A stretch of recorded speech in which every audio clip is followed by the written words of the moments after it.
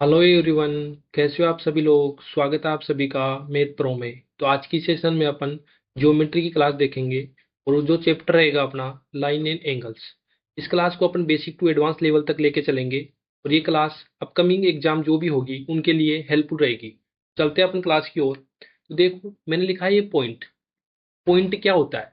तो पॉइंट की जैसे मैंने ये पॉइंट बना दिया, इसकी ना तो लेंथ होती है, न चौड़ाई होती है, न ही क्या होती है इसकी मोटाई होती है। तो वो ऐसा फिगर क्या कहलाता है जिसकी न तो लेंथ होती है, न चौड़ाई होती है, न मोटाई होती है। ऐसा फिगर क्या कहलाता है? पॉइंट। अब देखो मैंने एक चीज इसको समझाने के लिए मैं ऐसे बोलता हूँ, ये एक सर्कल है। ये क्या है? एक सर्कल है और इसकी जो रेडियस है वो आर है। अब देखो इस रेडियस को मैं छोटा करता जाता हूँ, मान लो यहाँ तक किया, फिर यहाँ तक किया, और एक पॉइंट तक ऐसा आ जाएगा जहां पर रेडियस आप नहीं माप सकेंगे, मतलब ऑलमोस्ट क्या हो जाएगी? Radius zero. मीन्स क्या हो जाएगी? ऐसा एक सर्कल बन जाएगा। ऐसे एक सर्कल बन जाएगा जिसकी रेडियस क्या हो जाएगी? ऑलमोस्ट क्या हो जाएगी? जीरो। तो उस फिगर को क्या बोलोगे आप? पॉइंट बोलोगे। उस फिगर को क्या बोलोगे? पॉइंट बोलोगे। और जो पॉइंट को दर्शाने का जो हमेशा होता है, किससे डिनोट करोगे आप? कैपिटल लेटर से डिनोट करेंगे। जैसे मैंने यहाँ से इस पॉइंट को कैसे से डिनोट कर दिया? कैपिटल ए से डिनोट कर दिया। मैंने एक दूसरा पॉइंट बनाया, इसको कैपिटल एस से डिनोट कर दिया। मैंने तीसरा पॉइंट बनाया, इसको कैपिटल क्यू से डिनोट कर दिया। तो ये होता है पॉइंट की डेफिनेशन। नेक्स्ट चलते हैं अपन। लाइन क्या होती है? लाइन मतलब होता है रेखा। अब लाइन क्या होती है? जैसे मैंने एक पॉइंट बना दिया, यहां से इस पॉइंट में एक आगे पॉइंट, ऐसे पॉइंट, फिर आगे, फिर आगे, फिर आगे, ऐसे पॉइंट लेखता चला, और ये क्या चला गया? एक पॉइंट का समूह हो गया। और कहां तक चल रहा है? अंतिम बिंदु, मतलब इनफाइनाइट तक चल रहा है। ऐसे पॉइंटों का समूह है, ठीक है। अब ये अंतिम बिंदु का ये क्या कहलाता है? ये क्या कहलाएगी? रेखा कहलाएगी, जिसका न तो क्या हो? एंडिंग पॉइंट हो, न ही क्या हो? स्टार्टिंग पॉइंट हो। और पॉइंट का समूह बन रहा है जिसका न तो एंडिंग पॉइंट हो, न ही क्या हो? स्टार्टिंग पॉइंट हो। वो क्या कहलाएगी? रेखा कहलाएगी। और इसका डिनोट करने का तरीका क्या है? लाइन ए बी, इसको ऐसे डिनोट करेंगे। समझ में आया? नेक्स्ट चलते हैं अपन। रे, किरण क्या होती है? अब किरण को समझने के लिए क्या बोला मैंने? बोला एक निश्चित आरंभिक बिंदु होता है। क्या होता है? निश्चित आरंभिक बिंदु। तो किरण का एक निश्चित अंतिम बिंदु नहीं होता, लेकिन आरंभिक बिंदु होता है। जैसे मैंने एक स्टार्टिंग पॉइंट ऐसे स्टार्ट कर दिया। अब ये पॉइंटों का समूह चल रहा है यहाँ से, ठीक है। और कहाँ तक चल रहा है? इनफाइनाइट तक चल रहा है। ये कहाँ तक चल रहा है? इनफाइनाइट तक चल रहा है। तो इसका स्टार्टिंग पॉइंट तो पता है, लेकिन अंतिम बिंदु अपन को क्या है? नहीं पता। ये अनंत तक चल रहा है। तो इसको क्या बोलेंगे अपन? किरण बोलेंगे। क्या बोलेंगे? किरण। तो आपको लाइन और किरण में डेफिनेशन का जो अंतर है वो समझ में आ गया होगा। रे में क्या होता है? स्टार्टिंग पॉइंट फिक्स होता है, और जो लाइन हो उसमें स्टार्टिंग पॉइंट भी फिक्स नहीं होता और लास्टिंग पॉइंट भी फिक्स नहीं होता। इसका डिनोट करने का तरीका, जैसे मैंने बोला कि ए और बी है, इसका डिनोट करने का मतलब ए से स्टार्ट हो रही है और कहाँ तक जा रही है? बी तक जा रही है। और डायरेक्शन कैसे है? ए से बी की ओर। इसको ऐसे डिनोट करेंगे। समझ में आया? अपन नेक्स्ट चलते हैं। क्या होता है? What is the angle? कोण क्या होता है? ठीक है, कोण पढ़ते हैं।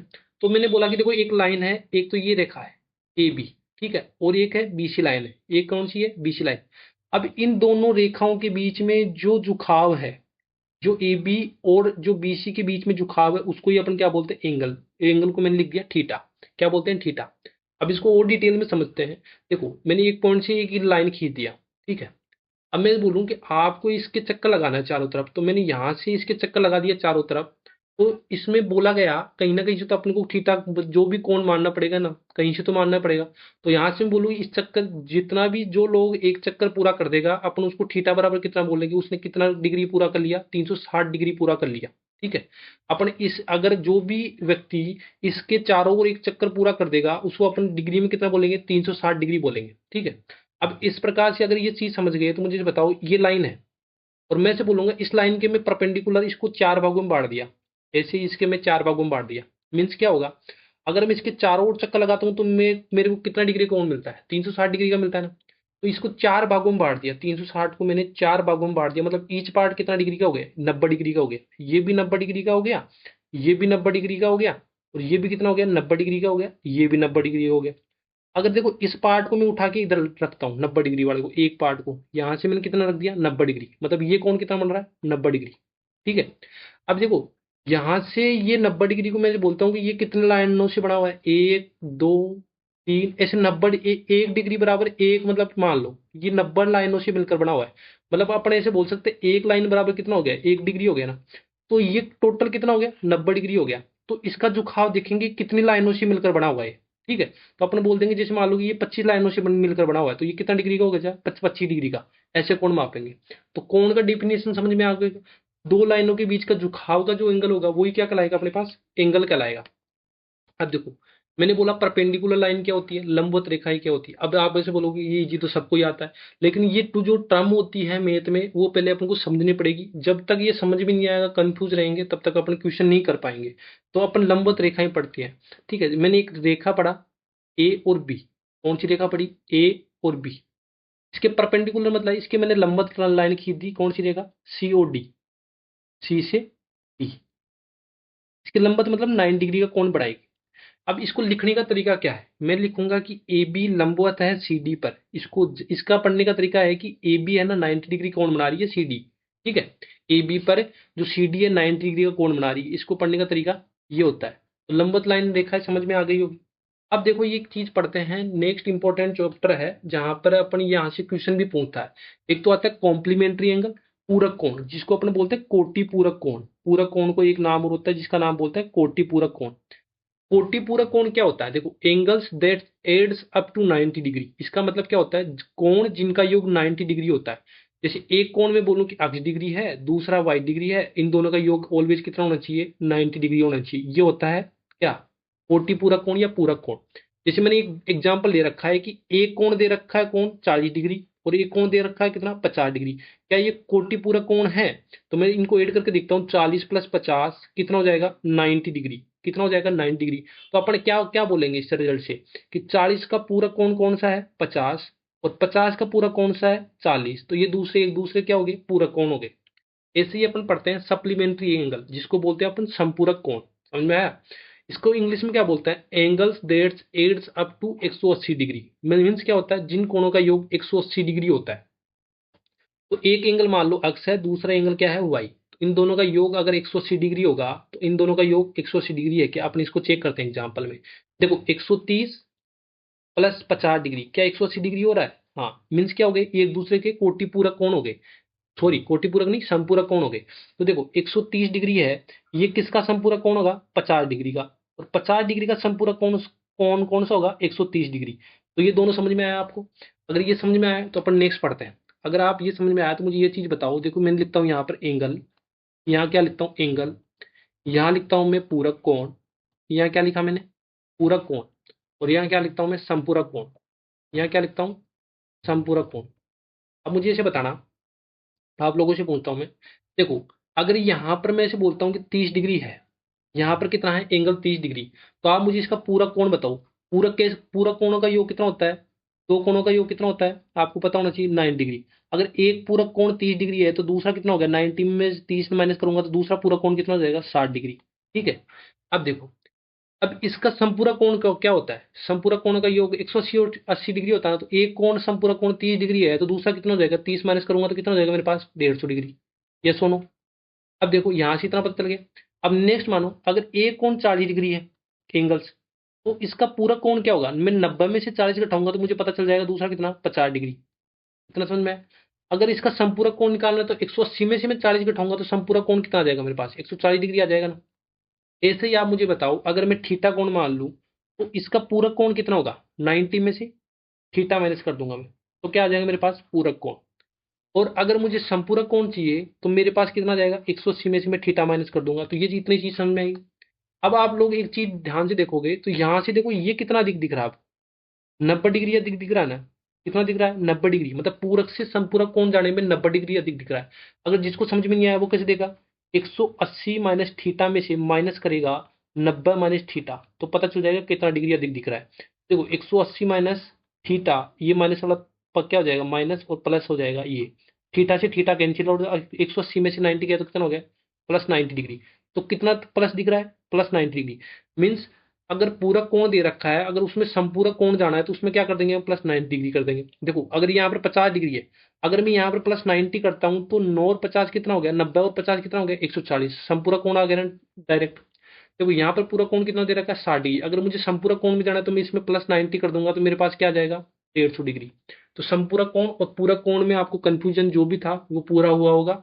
और अपन चलते हैं नेक्स्ट पॉइंट पर। जो क्या है, हम यहाँ पर पढ़ाता हूँ types of angles. Types of angles क्या होता है, जिसमें फर्स्ट दे रखा है मैंने एक्यूट एंगल। नाम से पता चल रहा है क्या, एक्यूट यानी छोटा, 90 डिग्री से छोटा। जिस ऐसा कोण ऐसा कोण जो 0 डिग्री से तो क्या हो, बड़ा होना चाहिए। ऐसा कोण, इसको थीटा बोलता हूं। ऐसा कोण जिसका मान 0 डिग्री से तो बड़ा हो, लेकिन किससे छोटा होना चाहिए, 90 डिग्री से क्या होना चाहिए, छोटा होना चाहिए। जब भी ये कंडीशन फॉलो होती है तो वो क्या कहलाएगा, न्यून कोण कहलाएगा। फॉर एग्जाम्पल के लिए मैं बोलूंगा थीटा बराबर 70 डिग्री का कोण क्या कहलाएगा, न्यून कोण कहलाएगा। थीटा बराबर 30 डिग्री क्या कहलाएगा, न्यून कोण कहलाएगा। थीटा बराबर 50 डिग्री क्या कहलाएगा, न्यून कोण कहलाएगा। ठीक है। अब राइट एंगल और समकोण एंगल क्या कहलाता है, राइट एंगल और समकोण एंगल अपन क्या बोलेंगे, थीटा बराबर जब एग्जैक्ट 90 डिग्री होता है तो उसको अपन क्या बोलेंगे, समकोण एंगल बोलेंगे, समकोण एंगल बोलेंगे। ठीक है, जिसमें थीटा का मान क्या हो, एग्जैक्ट 90 डिग्री हो। पॉइंट 3 पर चलते हैं। देखो ऑब्ट्यूज एंगल, अधिकोण एंगल क्या होता है। अब देखो अगर मैं यहां तक इसको पॉइंट रखता तो ये एग्जैक्ट 90 डिग्री होता, मतलब 90 से क्या हो रहा है, बड़ा हो रहा है। तो अपन क्या बोलेंगे, जिसका मान 90 डिग्री से तो क्या हो, 90 डिग्री से तो क्या हो, बड़ा हो, लेकिन 180 डिग्री से क्या हो, छोटा होना चाहिए। 180 डिग्री से क्या होना चाहिए, छोटा होना चाहिए। तो वो क्या कहलाएगा, ऑब्ट्यूज एंगल। अब स्ट्रेट एंगल क्या होता है, लाइन एंगल। देखो यहां से मुझे से बताओ, अगर यहां तो होता तो कितना होता है, 90 डिग्री होता है थीटा बराबर, कितना होता है 9 डिग्री। और ये इधर वाला ये कितना है, 9 डिग्री। देखो ये इधर वाला 9 डिग्री होगा, इधर वाला 90 डिग्री, तो टोटल कितना हो गया, टोटल कितना हो गया, 180 डिग्री हो गया। तो ये कैसे आता है, समझ में आया आप लोगों को, 180 कैसे आता है। तो ये जो टोटल बनता है स्ट्रेट एंगल पर वो कितना डिग्री का बनता है, 180 डिग्री का बनता है। स्ट्रेट एंगल पर जो जितना कोण बढ़ेगा वो कितना होगा, एग्जैक्ट थीटा बराबर 180 डिग्री होगा। ऑब्ट्यूज एंगल में क्या होता है, 90 डिग्री से बड़ा होता है और 180 डिग्री से क्या होता है, छोटा होता है, उसको ऑब्ट्यूज कोण बोलते हैं। ठीक है। पॉइंट 5 पर चलते हैं। अब बोलता है रिफ्लेक्स एंगल या प्रतिवर्ती कोण, इसका ही नाम दूसरा होता है क्या, वृहत कोण, इसको ही अपन बोलते हैं वृहत कोण। ठीक है। अब इसमें क्या कंडीशन होती है, इसका मान 180 डिग्री से तो बड़ा होना चाहिए, क्योंकि 180 डिग्री कहाँ था, यही था, उससे बड़ा हो रहा है। तो मतलब 180 डिग्री से तो क्या हो जाएगा, थीटा का मान बड़ा। और 360 से क्या हो जाएगा, छोटा, क्योंकि 360 क्या होता है, एक पूरा चक्कर लगाने में पूरा होता है, लेकिन 360 तो पूरा हो ही नहीं रहना। और जब अगर पूरा ये चक्कर पूरा कर लेता तब 360 होता। तो इसका कंडीशन क्या होता है कि 180 डिग्री से तो बड़ा होना चाहिए और 360 से क्या होना चाहिए, छोटा होना चाहिए। तो वो चीज क्या कहलाएगी, क्या कहलाएगी, प्रतिवर्ती कोण, रिफ्लेक्स एंगल कहलाएगा। पूर्ण कोण आपको मैंने बता दिया, अगर एक चक्कर पूरा करने में जो एंगल बनता है वो थीटा बराबर कितना होगा, 360 डिग्री होगा। कितना होगा, 360 डिग्री होगा। पॉइंट 6 समझ में आया। नेक्स्ट पॉइंट पर चलते हैं। देखो वर्टिकली अपोजिट एंगल, शीर्षाभिमुखी कोण क्या होता है। देखो जब दो लाइन क्रॉस करती है तो देखो एक तो ये एंगल बन रहा है, एक ये एंगल बन रहा है, एक ये एंगल बन रहा है और ये एंगल बन रहा है। ठीक है, चार एंगल बन रहे हैं जब दो एंगल, जब दो लाइन क्रॉस करती है। तो अब इसको देखो यहां से आके, जब ये लाइन क्रॉस कर रही है तो यहां से मुझे इसे बता दो, अगर आप लोग इस एंगल को थीटा मानते हो, ठीक है, देखो अपन प्रूफ करते हैं, अगर इस एंगल को थीटा मानते हो तो आप ये लाइन देखो, एक स्ट्रेट एंगल है ना। अब स्ट्रेट लाइन पर जो एंगल होता है वो कितना होता है, यहां से स्ट्रेट एंगल पर बड़ा कोण कितना होता है, अभी बताया था पीछे, 180 डिग्री होता है। अगर ये थीटा है तो ये बचा हुआ कोण कितना हो जाएगा मेरे पास, 180 में से थीटा माइनस कर दूंगा तो मेरे पास बचा हुआ कोण हो जाएगा। ये सुनो, अगर आप लोगों को इतना समझ में आ गया तो मुझे से बताओ, ये भी क्या है, स्ट्रेट लाइन ही तो है यहाँ पर। अगर ये स्ट्रेट लाइन तो ये थीटा है, तो ये बचा हुआ कोण कितना हो जाएगा मेरे पास, 180 माइनस थीटा। ठीक है। और यहां से देखो, अगर ये 180 माइनस थीटा है तो इसमें से माइनस करूंगा तो ये मेरे पास कितना आ जाएगा, 180 में से थीटा आ जाएगा। तो यहां से आपको क्या प्रूफ हो रहा है कि जो वर्टिकुलर अपोजिट एंगल होते हैं, शीर्षाभिमुखी कोण, वो आपस में क्या होते हैं, बराबर होते हैं। मीन्स क्या बोलूंगा, अगर ये थीटा है तो ये भी क्या हो जाएगा, थीटा। अगर ये 180 माइनस थीटा है तो ये भी क्या हो जाएगा, 180 माइनस थीटा होता है। मीन्स अगर ये कोण बराबर होगा तो ये भी कोण उतना ही होगा, ये कोण जितना है उतना ही ये कोण होगा। अपने यहाँ पर प्रूफ भी कर लिया, और ये अपने को डायरेक्ट याद रखना है। ठीक है, शीर्षाभिमुखी कोण क्या होते हैं आप लोगों को पता चल गया। नेक्स्ट पॉइंट पर चलते हैं। क्या, पैरेलल लाइन किसको बोलते हैं और छेदक रेखाएं किसको बोलते हैं। तो पैरेलल लाइन समझते हैं। पैरेलल लाइन, जैसे मान लो कि मान लो ए बी कोई लाइन है, ए बी कोई एक लाइन है और इधर है एक सी डी लाइन, इसके पैरेलल में, मतलब इसको मैं आगे बढ़ाऊं, ए बी लाइन को और सी डी को आगे बढ़ाऊं, और ये इनफाइनाइट तक चलती रहे और कभी भी एक दूसरे को क्या नहीं करे, प्रतिच्छेद नहीं करे। मीन्स क्या, उन्हें एक दूसरे को काटे नहीं ऐसे। ठीक है। और ये अनंत तक चलती रहे, उस उन लाइनों को क्या बोलते हैं अपन, समांतर लाइन बोलते हैं। ठीक है। अब देखो एक कंडीशन ऐसे बोल सकते हैं कि देखो इसके बीच की दूरी कितनी होगी, लंबवत दूरी कितनी होगी, यहाँ पर डी, यहाँ लंबवत दूरी डी। अब थोड़ी दूर आगे चल के देखोगे तो यहाँ पर इनकी लंबवत दूरी कितनी हो रही है, डी। कितनी हो रही है लंबवत दूरी, फिर से डी। अब अनंत तक मतलब इसकी डिस्टेंस समान होगी। अगर डिस्टेंस समान होगी तो ये दूसरे के एक दूसरे को क्या होगी, कभी प्रतिच्छेद नहीं करेगी। प्रतिच्छेद नहीं करेगी तो क्या क्या कहलाएंगी, समांतर लाइन कहलाएंगी। तो इसको डिनोट करने का तरीका क्या है कि ए बी पैरेलल होगी सी डी, ये इसका डिनोट करने का तरीका है। ए बी क्या होगी, पैरेलल होगी सी डी की। अब देखो ट्रांसवर्सल लाइन और छेदक रेखाएं ये क्या होती है? छेदक रेखा को ही अपन क्या बोलते हैं? तिर्यक लाइन भी बोलते हैं। क्या होती है? तिर्यक रेखा। अब देखो ए बी ए मैंने बता दिया कि क्या है, पैरेलल लाइन है एक दूसरे के, सी डी के पैरेलल लाइन है। अब इसको पी क्यू क्या करिए, एक ट्रांसफर लाइन काट रही है। तो जब ये काट रही है तो यहाँ से एंगल बनते हैं। देखो एक ये एंगल बन गया, यहाँ पर एंगल में एंगल बनेगा, एक ये एंगल बनेगा, ये एंगल बनेगा, ऐसे एंगल बनाती है। अब इन एंगल्स के बारे में अपन पढ़ते हैं। सबसे पहले आता है संगत कोण। संगत कोण क्या होता है, यहाँ से अपन पढ़ेंगे संगत कोण। देखो ए मैंने एक दो लाइन बना दिया, ए बी ए क्या है, पैरेलल लाइन है, और सी डी क्या है, पैरेलल लाइन है। इनसे एक ट्रांसवर्स लाइन में काट रहा हूं, तो यहाँ पर ये संगत कोण है। मान लो कि इसका ये कोण ये है और एंगल ये 5, ये बराबर होगा। क्यों होगा बराबर? देखो यहाँ से बीच में समझो, अगर मैं इसको 70 डिग्री बनाता हूँ और इसको बनाता हूँ 50 डिग्री, तो क्या ये पैरेलल लाइन होगी? क्योंकि देखो मैंने क्या बताया था, एंगल क्या होता है, दो लाइंस के बीच का झुकाव ही तो होता है। तो इस लाइन और इस लाइन का झुकाव 70 डिग्री है, और इस लाइन और इस लाइन का झुकाव 50 डिग्री। तो ये कभी समांतर नहीं हो पाएगी, क्योंकि इस लाइन का झुकाव कैसे हो जाएगा, अब ऐसे हो जाएगा। तो ये लाइन क्या हो जाएगी, प्रतिच्छेद कर जाएगी। प्रतिच्छेद कर जाएगी तो ये पैरेलल लाइन कहाँ से होगी? तो ये बराबर होना ही जरूरी है। अगर बराबर नहीं होंगे तो पैरेलल कभी लाइन होगी नहीं हो। तो ये एंगल और ये एंगल क्या हो जाएगी, बराबर हो जाएंगे। तो संगत कोण उसके बोलते हैं जिनकी ये एंगल क्या होते हैं, बराबर। तो यहाँ से क्या प्रॉपर्टी सिद्ध होती है, देखो यहाँ से मैं लिखता हूं। देखो एंगल 1 और एंगल 5, एंगल 1 और एंगल 5, इन कोणों का मान क्या होगा, बराबर होगा। ऐसे ही देखो एंगल 2 और एंगल 6, एंगल 2 और एंगल 6 का मान क्या हो जाएगा, बराबर हो जाएगा। ऐसे ही इसकी देख लो हम, एंगल 4 और एंगल 8, एंगल 4 और एंगल 8 ये बराबर हो जाएगा। और कौन सा हो गया, एंगल 3 और एंगल 7, ये कोण भी क्या हो जाएगा, बराबर हो जाएगा। एंगल 3 और 7 क्या हो जाएगा, ये बराबर हो जाएगा। तो इनको बोलते हैं संगत कोण। संगत कोण के बाद में आता है एकांतर कोण। एकांतर कोण किसको बोलते हैं? देखो ये एंगल है, ये पैरेलल लाइन है, ये क्या है, पैरेलल लाइन है। अगर आप इसको देखो, इसको प्रूव करते हैं एकांतर कोण क्या होता है। अगर इसको थीटा बोलोगे, इसको क्या बोलोगे, थीटा, तो देखो ये शीर्षाभिमुखी कोण है, तो ये भी क्या हो जाएगा, थीटा हो जाएगा।